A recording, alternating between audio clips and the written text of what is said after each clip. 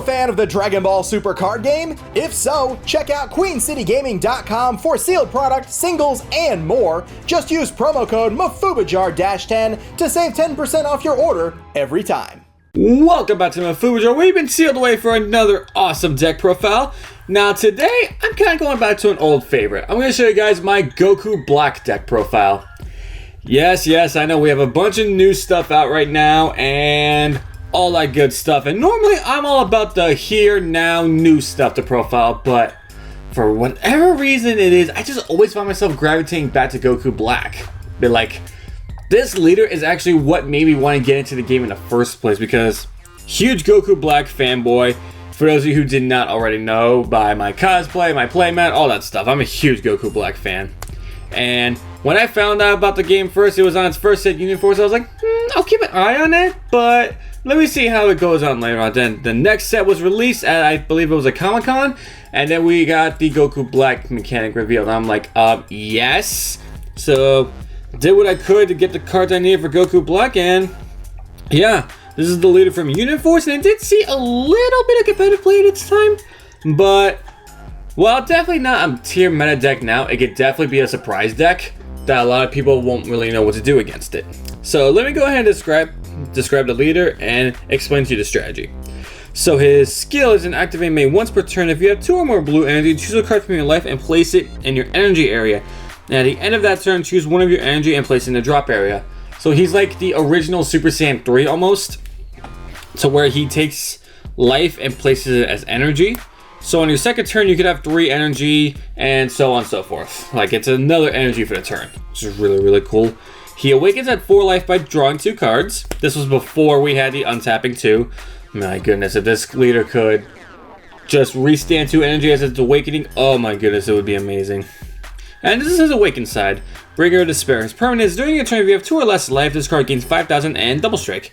And when he attacks, draw a card. So this is basically, you only really awaken when you're about to finish the game.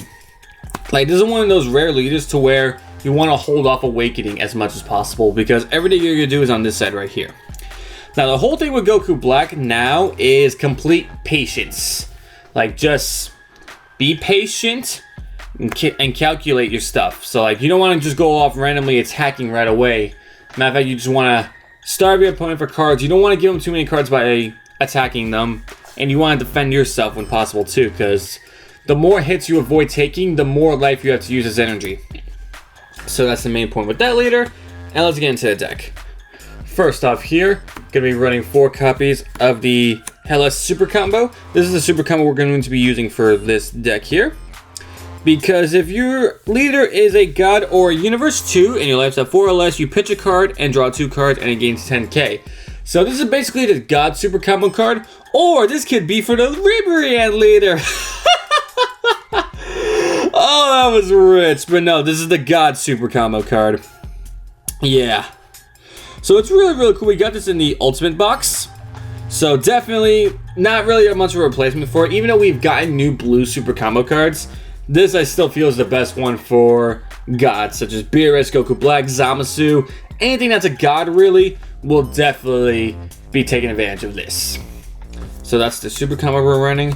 And with any god deck, of course we're going to be running 4 copies of Goasu. Look at your top 3 for any god, put it in your hand, and shuffle. So that includes our Super Combo as well. And it also does include some of our key pieces. And next up for our 1-drops here, something from the new set, as I mentioned in Clash of Fates, we're going to be running 4 copies of Burnished Bonds Borgos. Now, this card's pretty amazing. So he's a 1-drop draw card, but his auto is during your opponent's turn. If your opponent switches their energy to active mode using anything that's not an awakened skill, you get to pick one of their energy and put it in the drop area. So a perfect example is if during their turn they use a Sensu Bean to restand energy, you get to send one of those energies to the drop area. And yeah, so it's a really, really annoying card. It really limits their Sensu Beans usage and all that stuff. So really, really just blah. And next up here for energy acceleration and our target to search for with Goasu, we're going to be running 4 copies of Majin Definer West Supreme Kai. She has barriers, so that's always good. And you can use this card to pay energy costs even in when it's in your battle area. So basically it's an objection that you just put down, but you don't have to waste another card with it. But it's 2 blue, so it really only works with mono blue, which that's essentially what this is. So this works fine, honestly. So anything with mono blue, you would much rather play the West Supreme Kai than objection. But at the end, you do you. And now for some of our more aggressive cards here. Gonna be running 3 copies of Quick Thinking Gotenks. Now, as I said before, this deck is all about patience and attacking at the right time.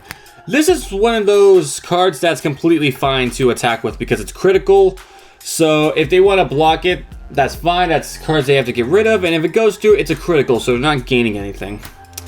And when this card attacks, you also get to draw a card as well. He also has the Union Fusion there, but we don't run Goten or Trunks in this deck, so that's irrelevant. But he's 2 blue for Union Fusion, and if you bring him out using Union, you get to draw 2 cards. So he essentially replaces himself when you use the Union Fusion, so that's definitely really cool. But you really just want him for the 15k crit to draw a card. So yeah, that's my reasoning for that. And like as I said, this is one of the few cards you can start attacking with immediately as you bring him out. Another card that you could start off immediately attacking with is 3 copies of the Deadly Defender Vegeta. Now, as far as Deadly Defenders go, when they're in rest mode, your opponent cannot attack your leader. Plus, they have barriers, so that's really cool. Only downside is they lose 5,000 power. But again, this is another one that you get attacked with immediately because it will protect your leader from damage as long as he's out. So, definitely really cool. So, typically you don't use his thing too quickly. You maybe use only once or twice a game. The only time I would honestly use this, like awakening to the self damage to energy, is if you could bring him out on your second turn, or possibly the Gotenks if you need to draw a card. That would be like the only 2 times that I would consider playing the energy from life on my second turn. Only other exception is if I'm able to play 2 of these. And even then, that's still a little bit risky. But other than that, those are the only exceptions to that rule. Or, well, I guess one more exception, even though I wouldn't do it too often, would be 3 copies of Nightmare Scythe Goku Black.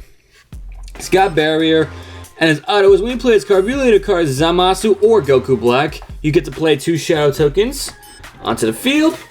And that is what these lovely things are right here. Something else that we got from the Ultimate Box, we finally got tokens. And these are the absolutely gorgeous shadow tokens that you get to play off of this guy right here. So definitely really cool. Just more stuff to help build your defense. That's really all you use the shadow tokens for. It's just a free combo material to defend yourself. And now we get to some of the real heavy hitters here. Gonna be running 4 copies of Joyful Strike Goku Black. I almost have one of each. I've got the non-foil. I've got the event pack, I believe it's called, and I've got 2 of the regular foils from the packs. I don't have any of the Judge promos though, so that makes me sad, but almost there. So this is one of our much more aggressive cards. 6 drop with Double Strike seems a little bit high, but if your leader is Goku Black or Zamasu, when you play this card, you take 2 damage and you get to restand 6 energy. So at the cost of 2 life, you essentially play him for free. So it leaves room to play multiples of these if you have the life for it. So that's one of the biggest reasons why defending yourself early game is so important. So you have the life to work with when it comes to not only using the energy from his life, but also using Joyful Strike as well. And speaking of which, some more Goku Black cards we have here. It's going to be 3 copies of Unstoppable Despair Goku Black. Now, he's an 8-drop, but he evolves for 3 blue and 4 of any other energy. I really hope sometime in the future they come out with like a Goku Black card that reduces evolution cards like they have for Broly. Like, I really want something like that. Like, even though that does sound a little busted, especially considering his auto, they can make it to like, oh, if only your leader is Goku Black. They can make it to like where you can only do it this is your leader. It's just still, Bandai, keep it a year for that. I would really like that in the future. So, He's a 30k triple strike, which is already pretty dangerous. But his auto is when the card evolves into this card, if your leader is Goku Black, choose up to 3 of your opponent's energy and place them in the drop area. So you get rid of 3 of their energy, which is disgusting. And you get to choose the energy. That's actually something that a lot of people get confused with when this card is played. They think, oh, they'll just pick 3 rested energy and keep their active energy. No, you get to pick the energy. So you can get all of their active energy and just leave them completely defenseless. So it's a really just deadly card. But 7 to evolve is a bit high. And the Goku Black you typically are going to be evolving on top is the Nightmare Scythe, because it has barrier, so it'll probably stay on the field as long as you need to, as long as you're not attacking with him. So that's typically the one you'll evolve into, but you can also evolve on top of a Joyful Strike too, if need be.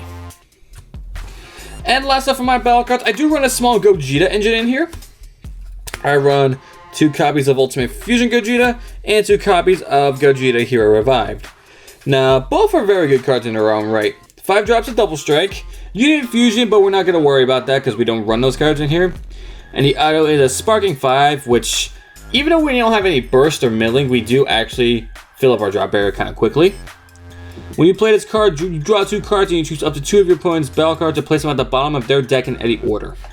So it's draw power, double strike, and it's spot removal at the same time, so it's really, really good. Now the Hero Revive is just a completely disgusting card. It's a 7 drop, so it's a little bit high. Triple strike, barrier, and deflect. Like, all of that alone is just disgusting. But the auto is so much worse. It's a Sparking 10, which again, that's not as difficult as you would think. Especially for this deck. When you play this card, you have 5 or more energy. Choose 1 card from your life and place it in your drop area. Ew.